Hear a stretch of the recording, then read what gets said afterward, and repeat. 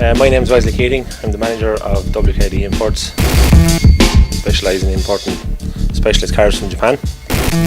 We have great involvement with the drifting, and a lot of the lads that would be competing in it, and they're most of our best customers.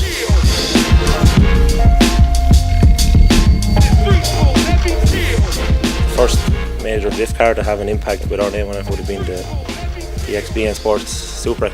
It started off with a standard motor in it. It was then tuned to 500 plus horsepower.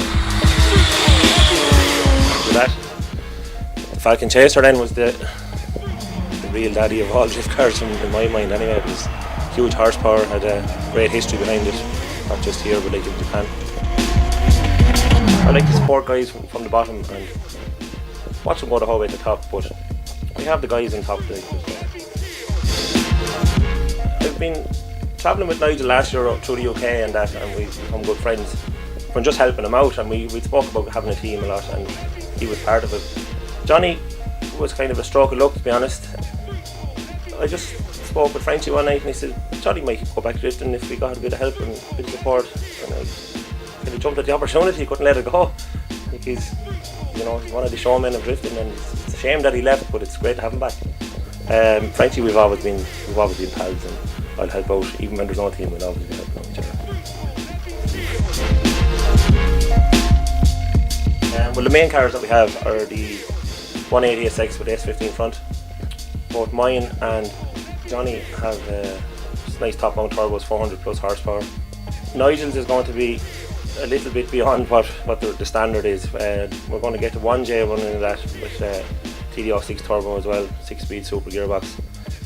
Alan has the SR20 set up in his twin cam.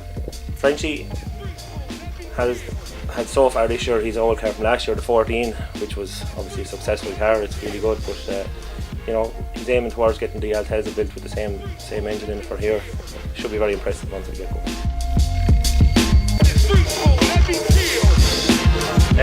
Well, after the track day, our cars were really on form, so we knew that sitting on the start line, we didn't have to worry about is the handbrake going to work, what's going to happen this. It was just get your head around it and do it. As regards the guys coming up, I thought Johnny had really tough battles ahead of him. Nigel just seemed to sail through. He played it steady, done the work. Johnny came in backwards half the time, but he managed to pull it through. Just two totally different styles, but obviously the boat got to the end, and it's like the lad said to me at the final, what do you want to happen? I said, it's after happening, it's there, what more do I want? We're in the final.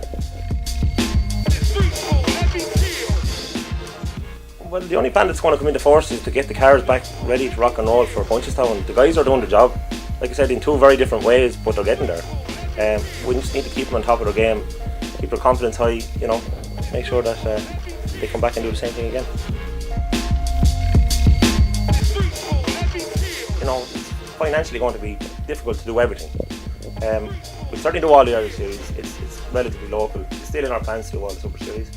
And if drivers are getting good results, and the European series was kind of in our sights, we're certainly going to aim for that too.